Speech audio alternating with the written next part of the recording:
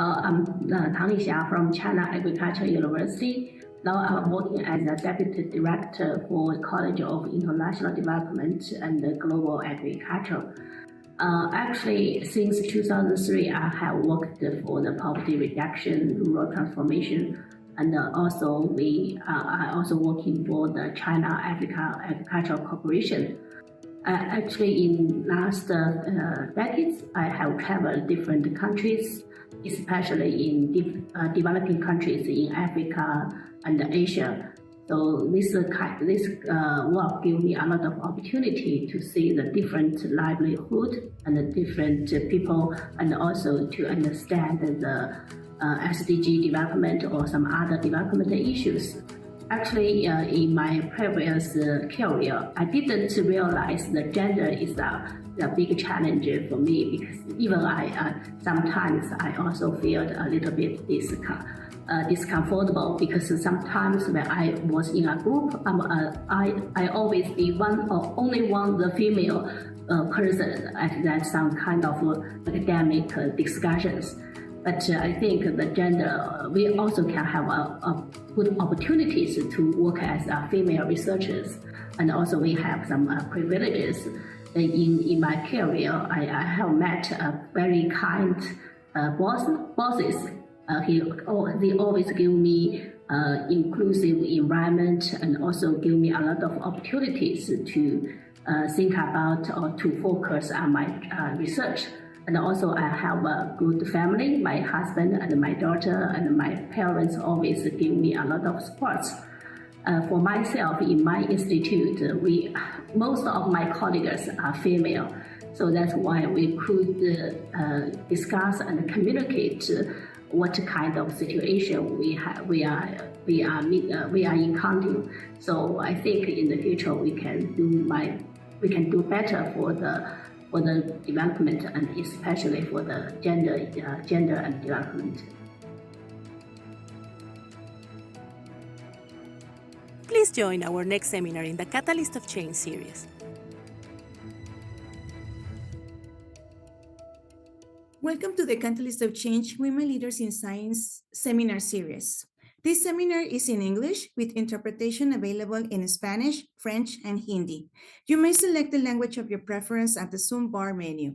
We invite you to follow us in LinkedIn, YouTube, and social media using the hashtag Women in Science for the Catalyst of Change Women Leaders in Science seminar series.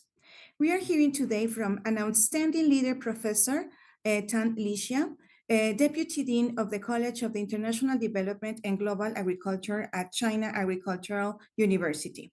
Professor Tang Lixia will have a conversation with Celeste Dixon, Global Mobility and International Recruited Staff Resources Manager at CIMMYT. We invite you to submit questions via Slido to be addressed in the Q&A session right after the conversation. Now, I would like to welcome Dr. Brian Gobards, Director General of CIMMYT, to officially open the event and introduce our distinguished speaker, Professor Tang Lixia. Dr. Gobards, over to you.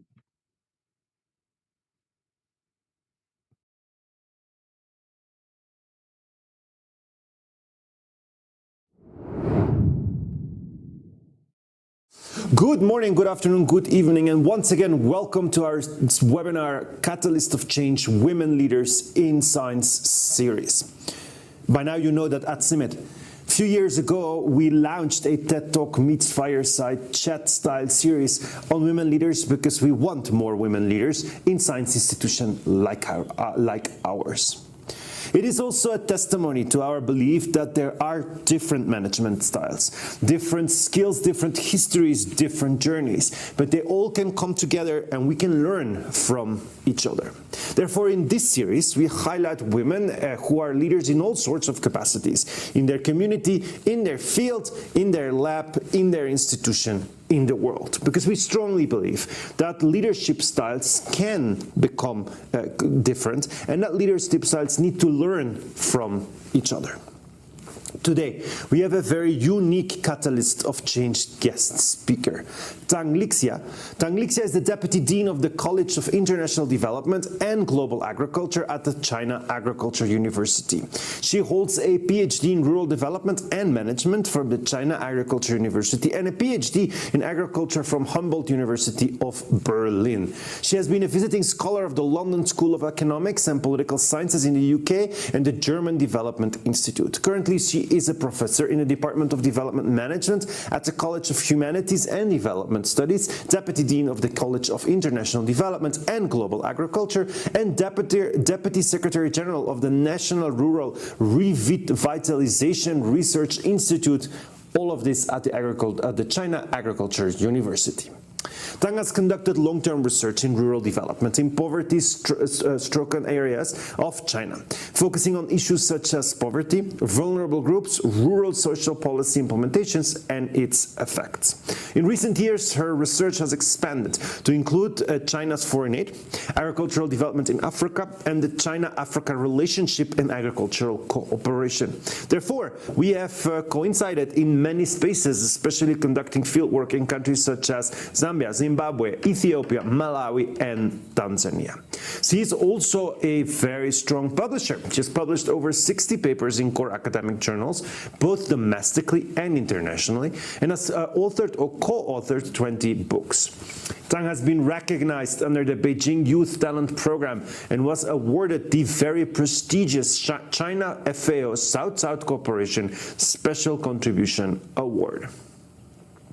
Of course, Professor Tang will have a conversation with our own catalyst of change from within CIMMYT. This time it is no one less than Céleste Dijon, who earned both her bachelor degree in agribusiness management and master's degree in management from the University of the Philippines. Her job was as an executive assistant, and she has worked in this capacity for a good of 7 years in Qatar and the United Arab Emirates. She moved to HR after earning her master's degree and eventually landed the HR business partner for compensation and benefits role at IRI. After IRI, she joined CIMMYT in 2019 as a global mobility and IRS HR manager. She's a certified global professional in human resources with a decade of extensive human resource experience in international development organizations.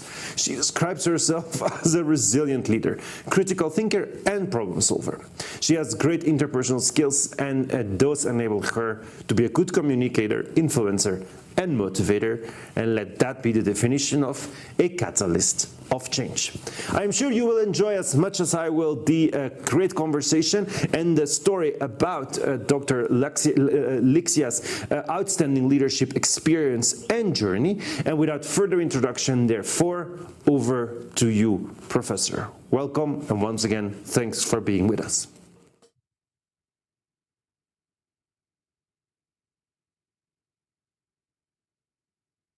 Okay, so should I start?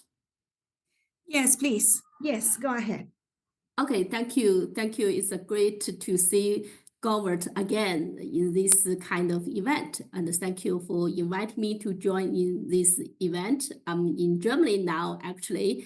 So I could say good afternoon, everyone. It's a great honor to be here to discuss a topic that is deeply personal, but also universally relevant, how we as a women can leverage our unique strengths and the societal kindness extended to us to advance in our career.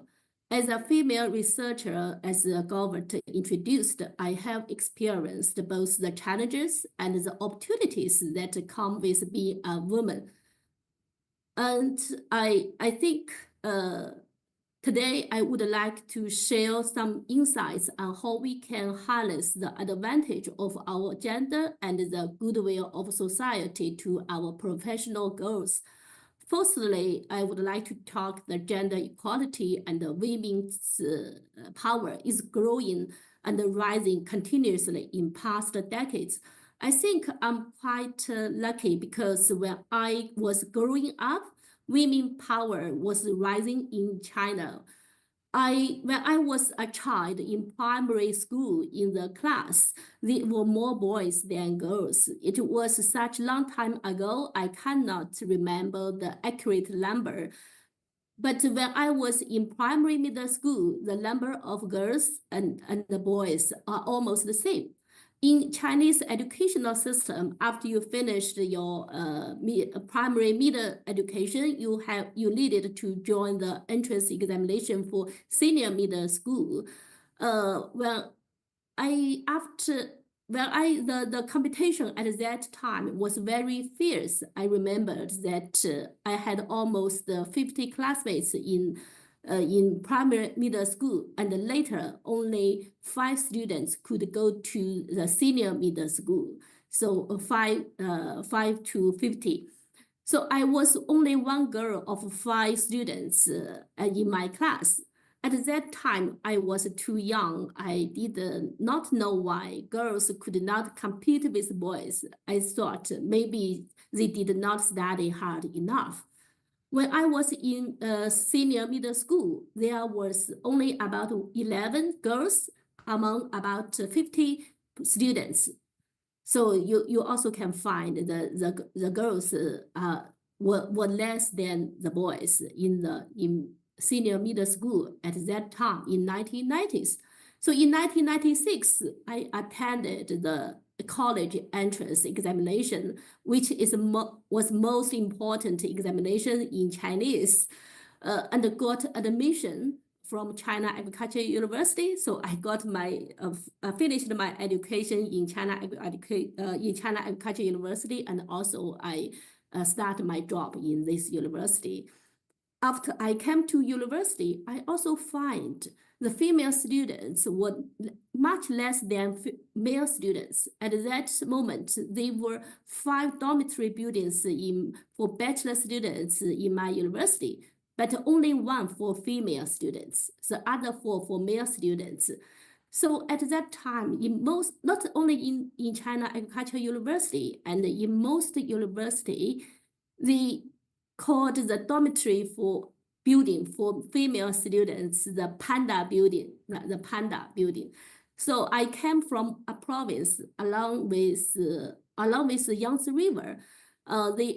We organized an association of fellow professionals.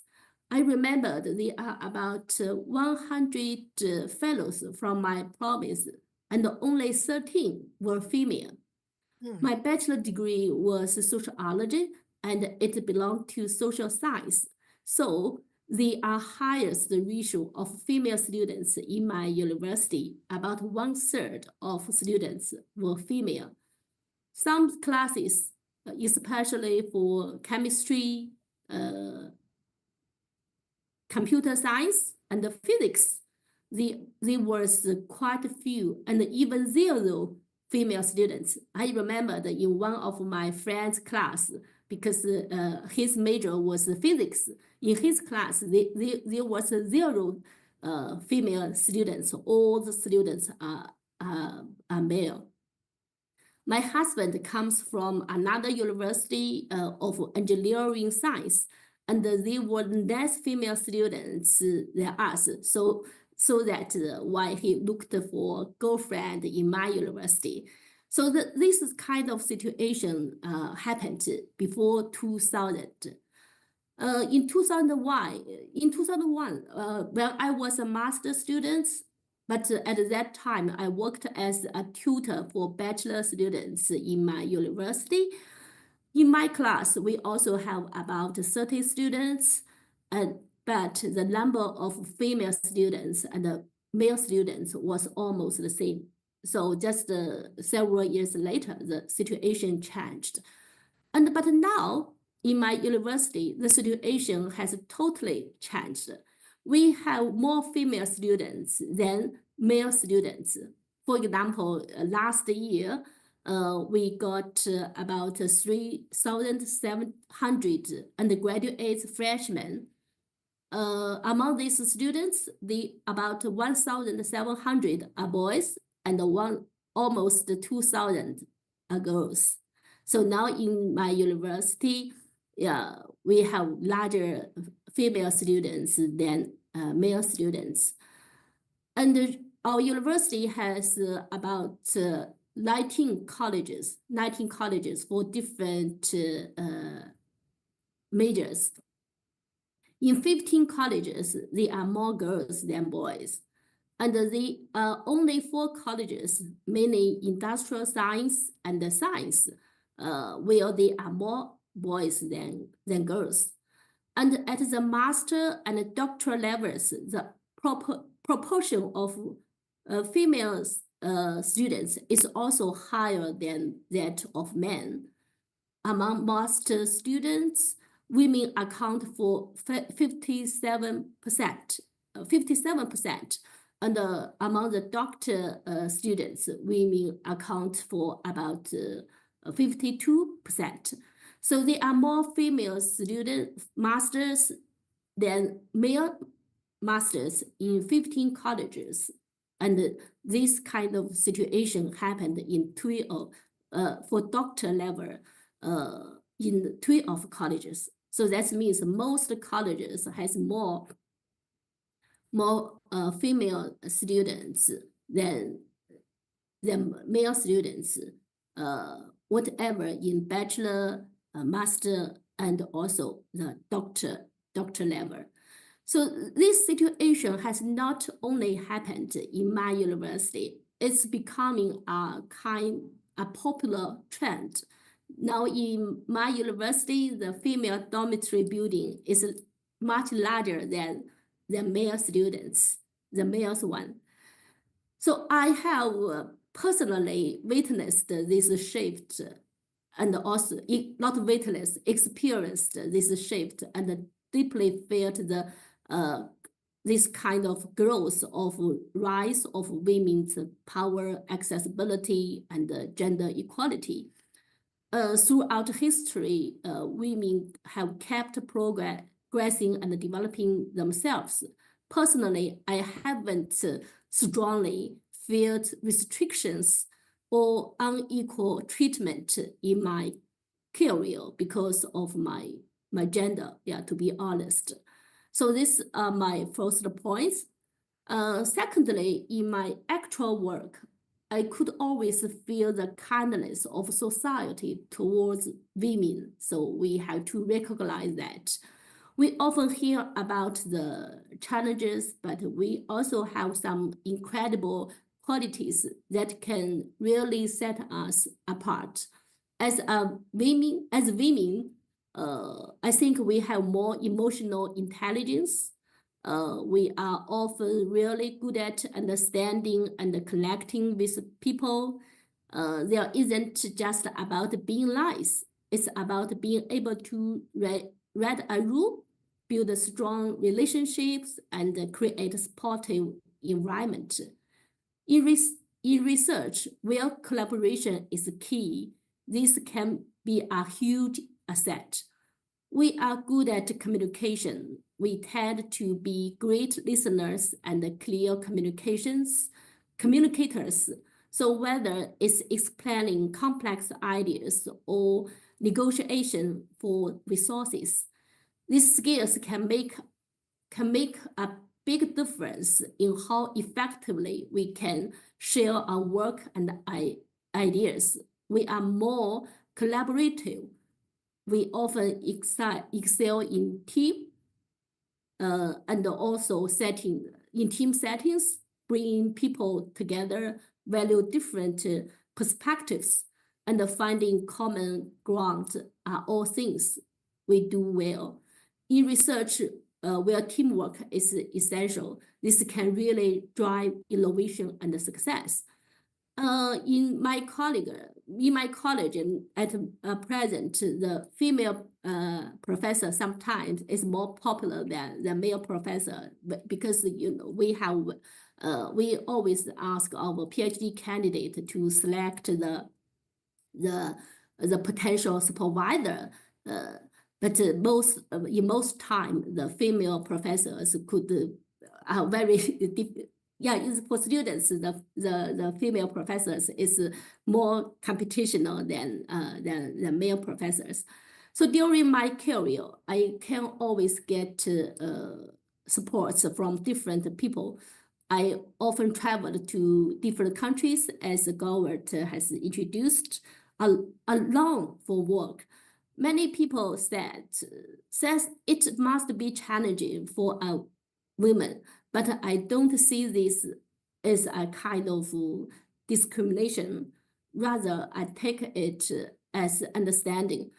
Sometimes people often offer extra help because they recognized the difficulties I might face as a woman. I don't think they see me as a weak. Instead, I appreciate their kindness. And I also believe that as a women, we shouldn't reject necessary support just because it's based on biological difference between men and women. My research focuses on poverty reduction and international development cooperation in agriculture, so which it often requires me to work in rural and mountains area in different countries. So many of these places have quite harsh conditions with frequent transportation failures, water shortages, and power outages. Nighttime can be especially challenging for me as a woman. However, I have been fortunate to have supportive colleagues who often accompany me back to my accommodation. I remember clearly that when I went to a very remote province where I never been there, almost 24 years ago with my female classmates. When we arrived at the office of a local poet, even today I can remember his eyes, his face. Local poet, we didn't know each other, just contact by phone. So the local poet shocked at us. When we gradually knew each other better, he told me he never expected to host two girls. So he had to offer more support to us. We finished our fieldwork very fruitfully and successfully with his help.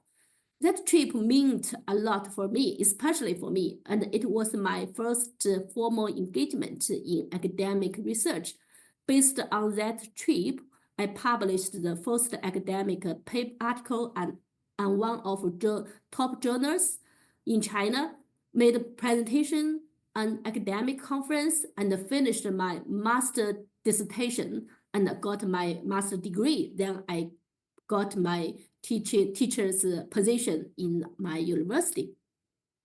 So I'm deeply grateful for these gestures and wholeheartedly embrace the kindness that the world extended to me as a woman.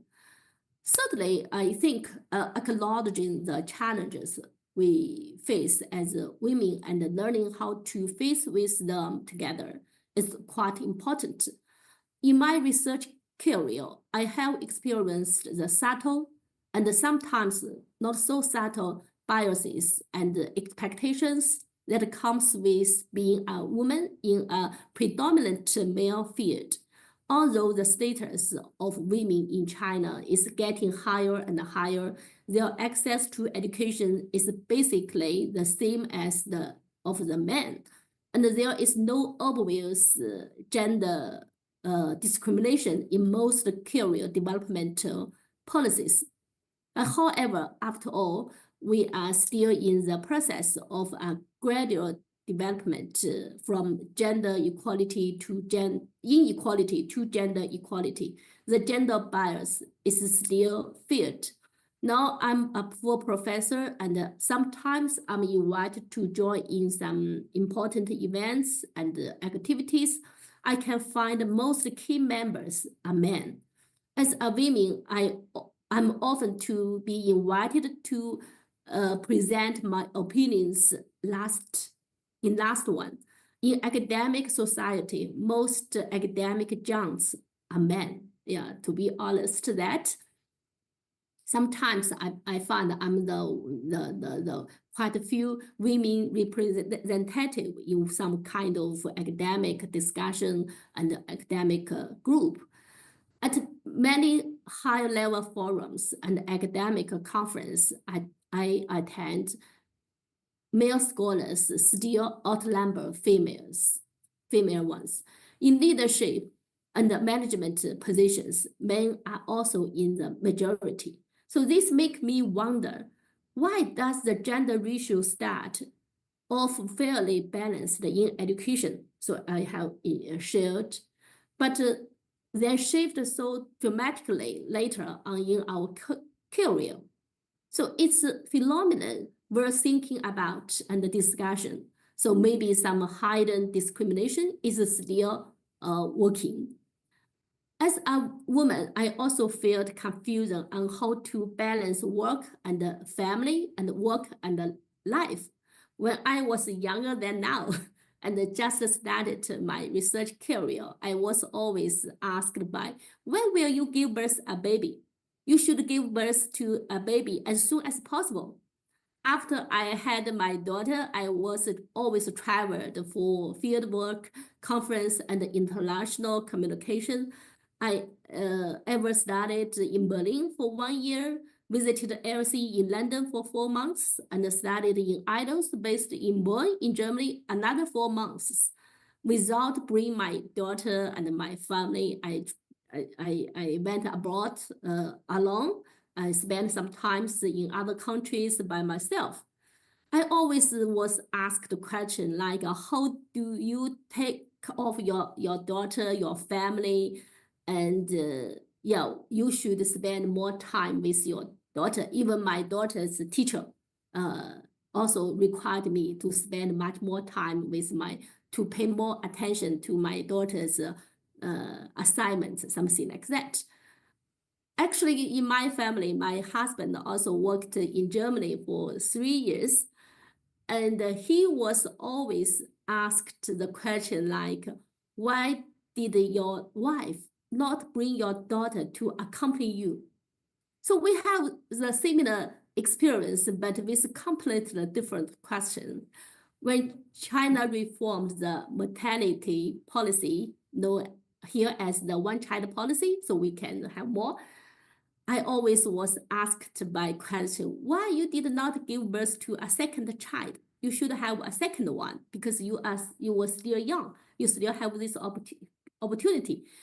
This question often comes with an underlying assumption that women should bear the primary responsibility for child care. I do not ask my husband, so I do not know if he had the same question.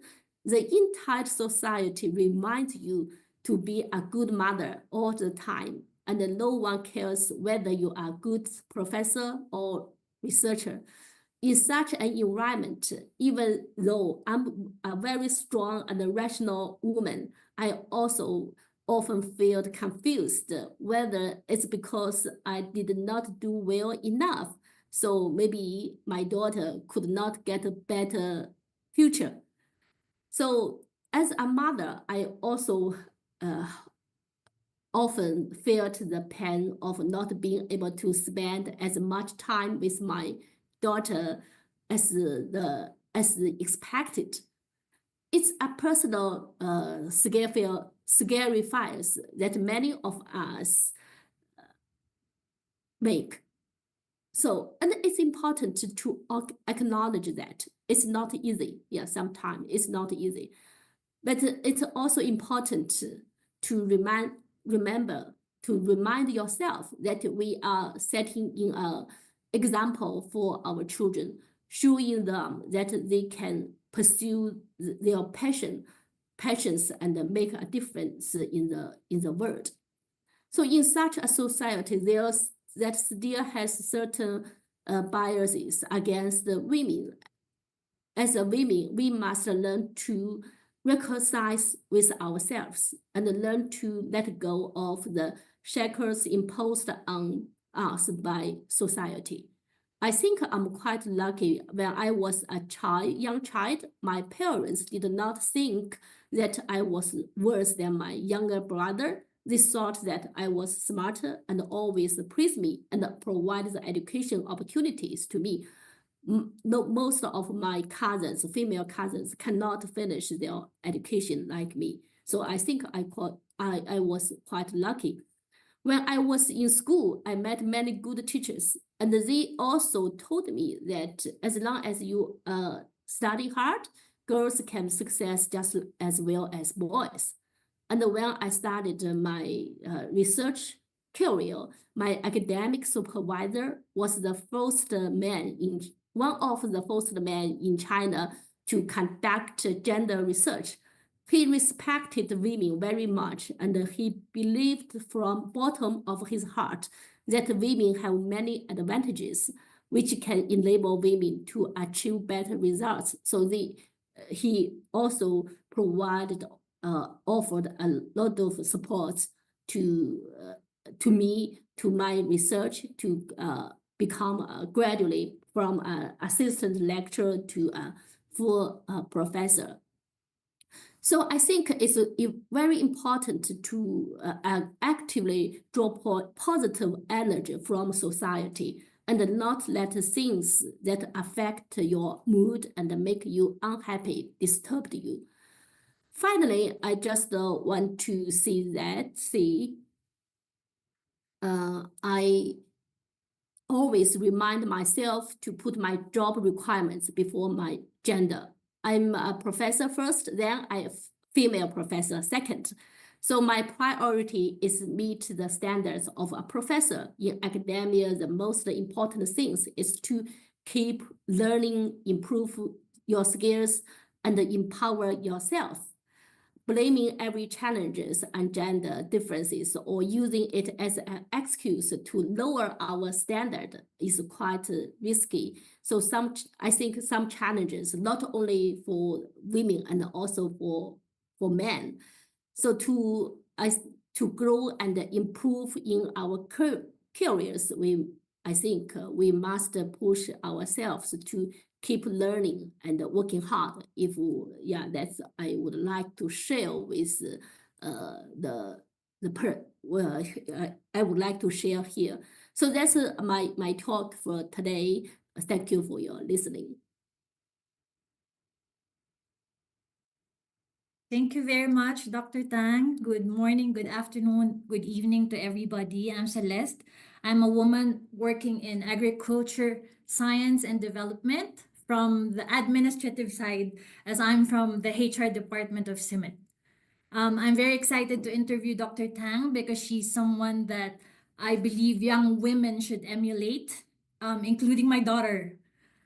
She's a very successful career woman. I've been given 15 minutes only, so I'll just dive into my questions, Dr. Tang. My first question would be, how do successful people like you balance work and life? You have mentioned it during your talk, and we wanted to know more on how you do take care of your husband and your child while doing everything that you're doing for your career. Okay, thank you, question. Yeah, I think it's the common challenges for us. Sometimes, I think my case is quite unique. Especially in China, I still stay with my parents, with my mother. So sometimes my mother helped me to take care of my husband, my daughter, my family when I was not in China. I think the support comes from your family, from your parents, are quite important for us. And secondly, I think for me, when I was a child, I comes from very special family. In my family, my father passed away quite early. So when I was a child, I was educated to be independent because you cannot depend on your father. You have to depend on yourself. So since I was a child, I started to make money to support my education. So that's why my mother always discuss everything with me. So since at that moment, I'm quite I know how to survive in different kind of situations. So that's why when I travel to different countries, I never felt challenges based on my gender. It's very unique experience. And when I got my daughter, at that moment, I started, and at the same time, I also started my PhD studies. So sometimes it's very difficult to balance your baby, your PhD study, and also your job. So this is very difficult. So then sometimes you just give yourself more time. So in our regulation normal setting, you have to finish your PhD research in 3 years. I think, it's too big challenge for me. I cannot manage. So I evaluate. So what we can do, which way is best for me? Then I think, okay, I can extend another year. So the other classmates we finished in 3 years, I can finish in 4 years. Then give yourself a little bit of space. Then you can manage something. So sometimes when you met some difficulties, you try your best to find some excuse to relax yourself. Then maybe you can reach your goals beyond your expectation. So for me, I have no special skills. I just think, okay, tomorrow should be better than today. Thank you. How do you take care of yourself, Dr. Tang, with everything that you're doing, career-wise, personal life? How do you take care of yourself? Actually, I didn't do anything by myself. I have colleagues. Yeah, my colleagues can help me.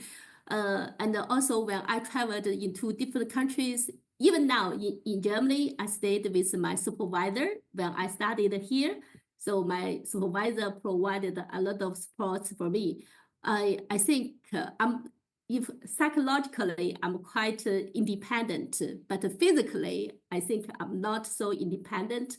So as I have mentioned during my talk, you need to learn how to get the active energy from the society, not reject the sports from your colleagues, from your family. Yeah, I always frankly to tell my supervisor, I have these difficulties, could you help me? I told my husband, yeah, sorry, I cannot do this for you. Yeah, please forgive me that, something like that. Even I told my daughter, so sorry, your mother cannot stay with you as not other mothers. Yeah, just let the people around you to know your situation.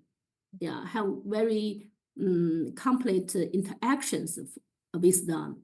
Yeah, to make friends with your environment. I think, yeah.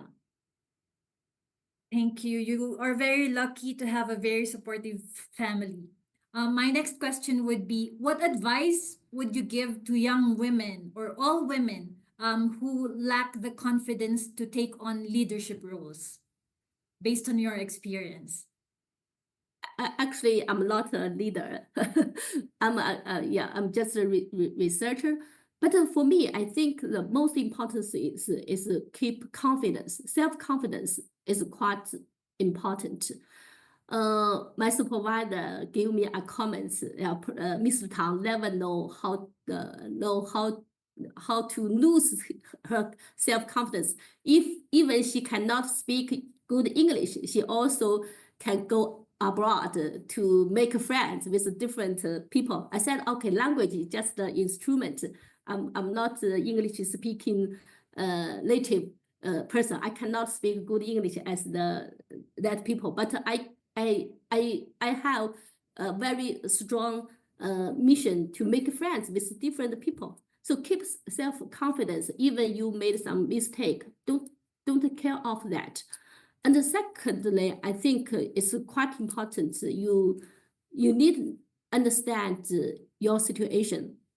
I have some female PhD candidates. Sometimes they are worried about their publications, their job.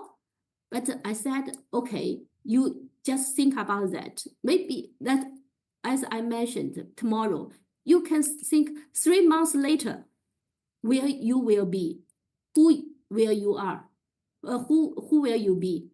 Maybe 3 months later, you will find everything has been resolved.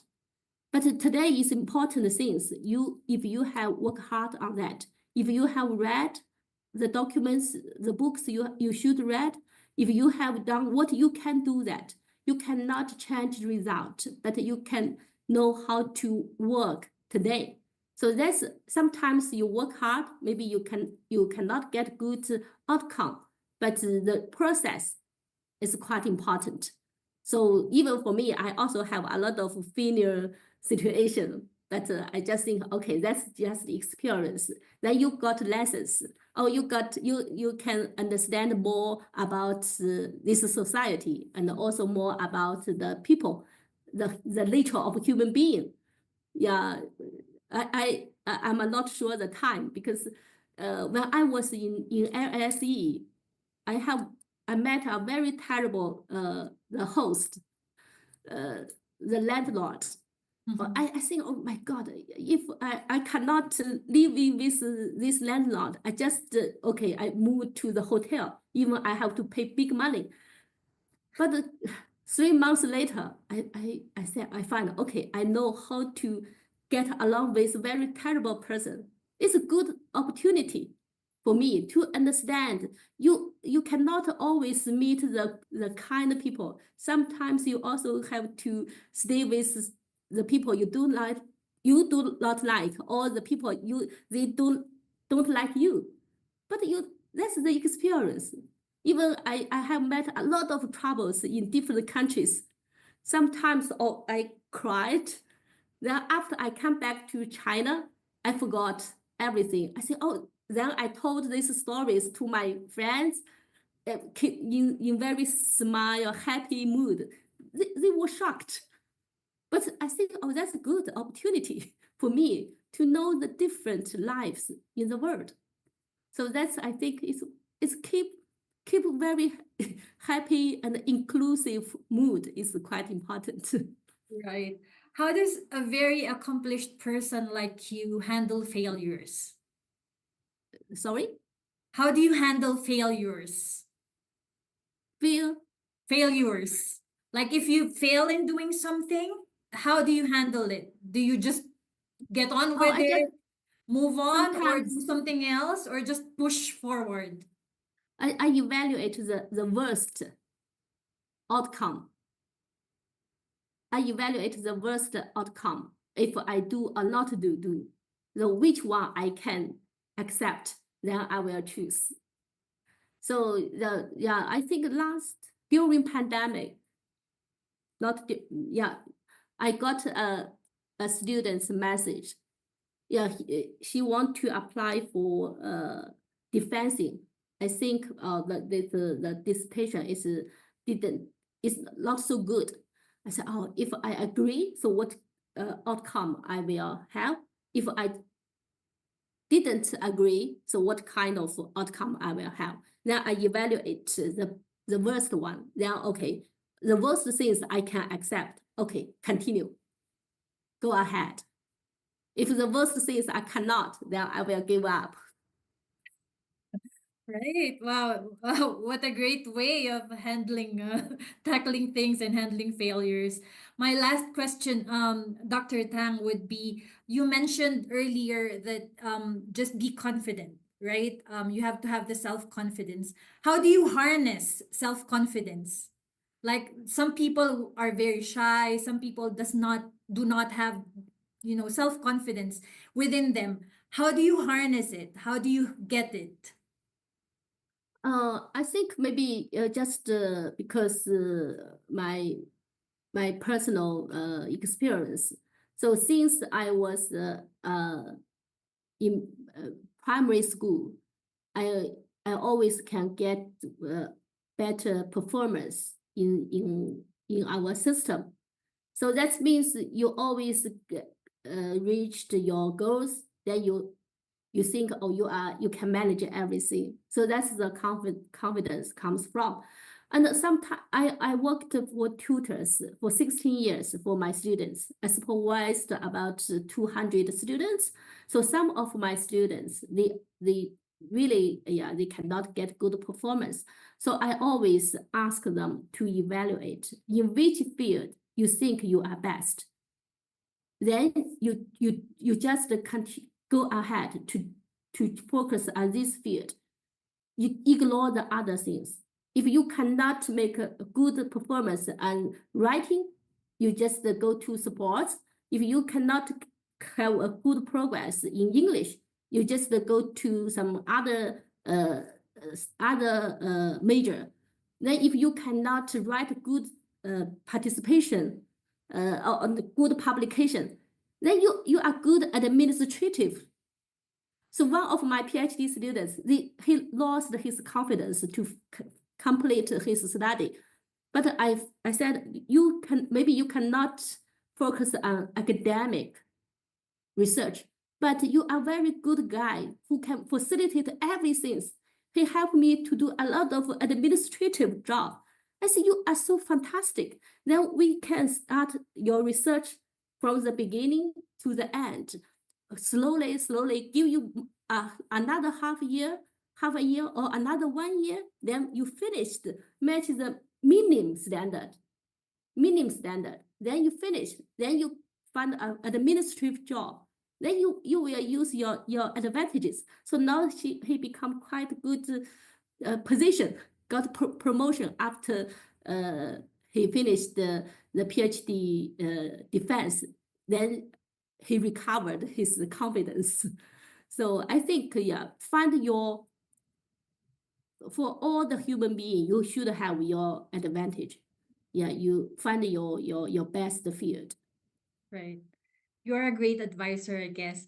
That's why your advisees become successful. You know, when they speak to you, they get the confidence to do the things that they're afraid to do. Thank you I very hope so. much. You are a very inspiring woman. Thank you for inspiring all of us. And that I give it back to Isabel, as I don't have any more questions. Thank you very much, Dr. Tang. Thank you. Thank you, Celeste Edison, for having this enthusiastic conversation with Professor Isha. And now we would like to open the floor for questions from the audience. We invite you to raise your hand and to turn your camera and unmute yourself if you would like to ask a question or comment, or you can submit it via Slido. So we have already received several questions via Slido, and I will read the first one. Thank you very much for your honest reflections on what it's like to be a woman leader in science. Your comment about being confused sometimes about what you should do really resonate with me. And as I often experience that same confusion. Do you have a group of women colleagues and friends who you can talk through these things with?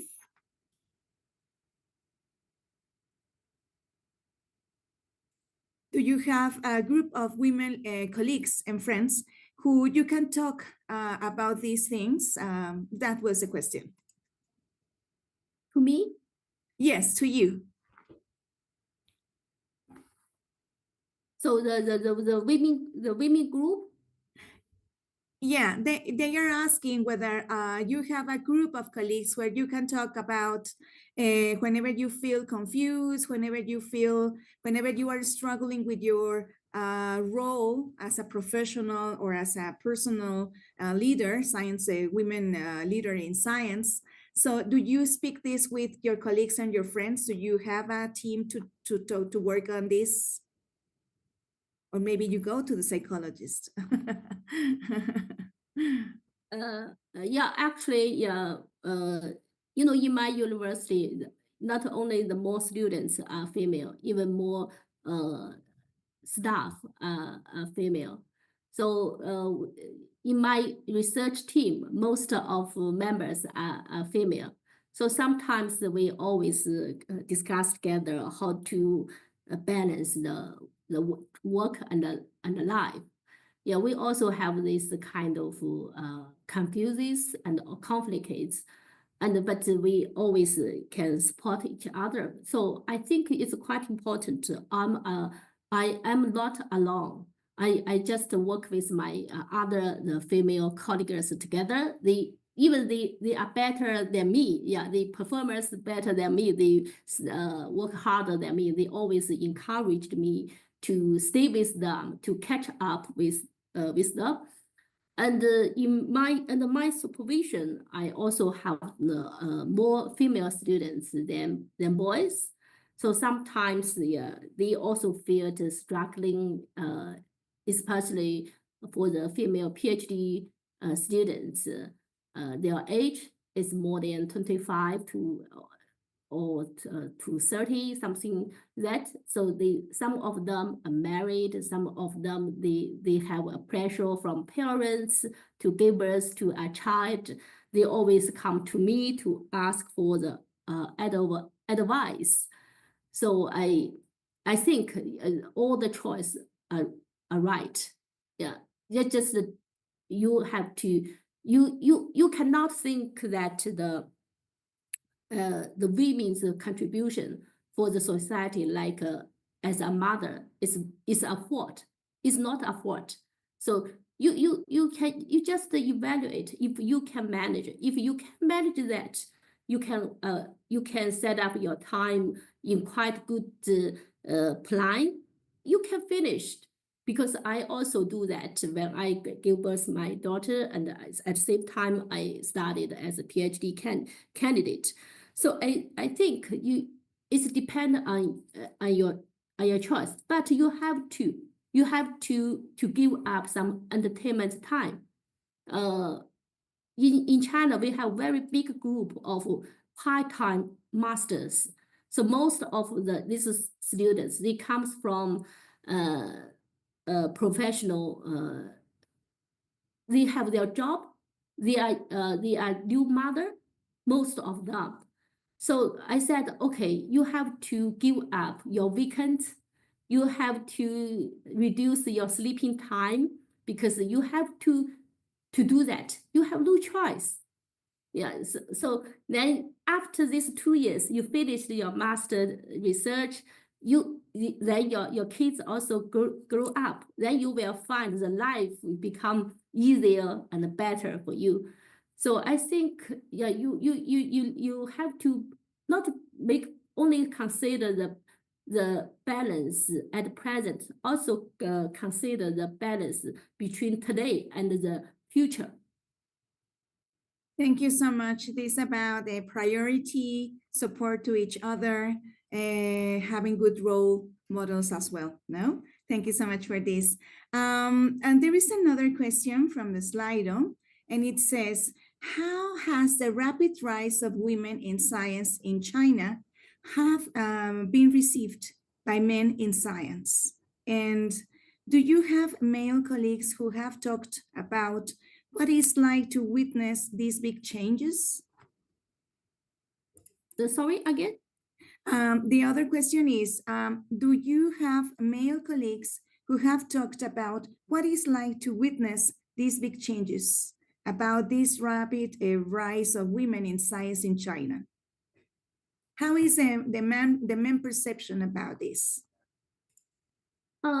Actually, as I have mentioned when I talked in China, my supervisor who is a man, yeah, he is the first one of the first professor who work on the gender equality. Actually, in China, yeah, especially in my team, in my colleagues, so the men will accept this women's rising. Even in some, in China, we have very important festival for the Chinese Spring Festival. So we also have a drama to talk about the women's rising in the family. Yeah, they get a lot of discussion about that. So in China, I think especially they always make a jokes. The female is the real boss of the society because the woman is the boss of the family. Maybe the man can be more. The men are more boss than the women in the enterprises, but in most families, the female are the boss. So in China, the men can most men accept this. Yeah, that's very important. I think to have men as our allies instead of going against them is better to work together, no? To recognize our own strengths and then work together and be supportive to each other. Very good. So, and there is another comment in Slido that we have received, and it says, your optimism is so inspiring. Thank you. Thank you also for talking so openly about the positive characteristics that women bring to research, collaboration, and innovation. What kind of things do you keep learning and growing every day? Yes, sometimes every day is difficult, but maybe every month, every week. So you have to, sometimes you have to find some entertainments and some easy life for you to get to recovery, because you cannot always keep so energetic. Yeah, to be honest, it's very difficult. But I think for me, I really got one thing is important for me.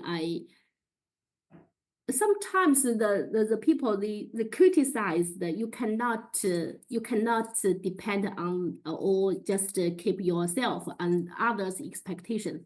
But for me, I really hope I can match my friends, my colleagues, my teachers' expectations. So I think it's they provide a very important promotion for me to study hard. I remember that when I was I got admission later from university. My tutor in middle school, senior middle school, he said, "I hope for after 4 years you can continue to study as a master." So I do not understand what means for the master at that moment. Just as you know, I comes from very poor family. I do not know more knowledge about university. I just okay, I studied hard, got the admission. I went to university. Then my tutor told me you should study hard continually. Because after 4 years, I hope you could continue study for master.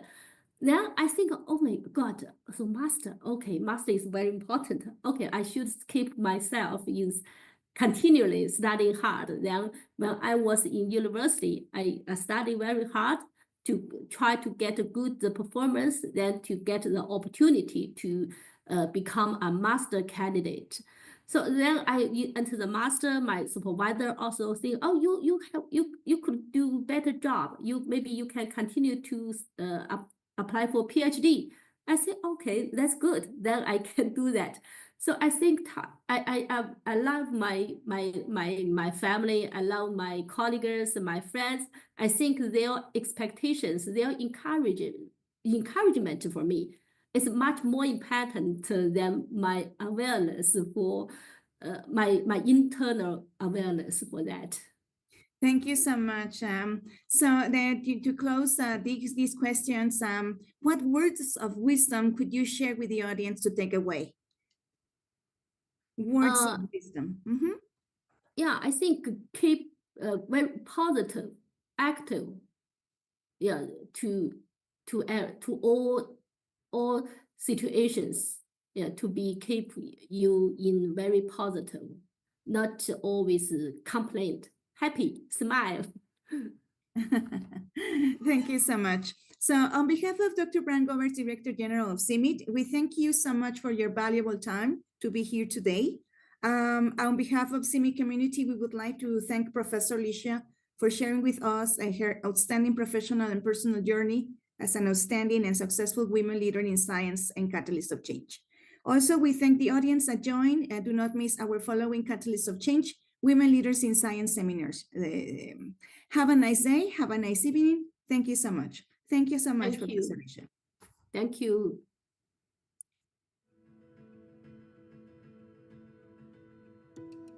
Okay, for me, agriculture innovation, it's about newness.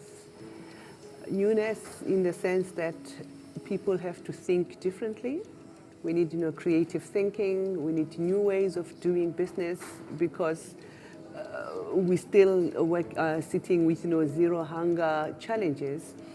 So it encourages, different people to think differently. It could be in the area of policies. It could be in the area of education. It cannot be business as usual. We have to be creative. We have to come up with new ideas. We have to do things in the manner that we have not done it before. And that requires, thinking outside the box. We need creativity. We need, different partnerships. Please join our next seminar in the Catalyst of Change series.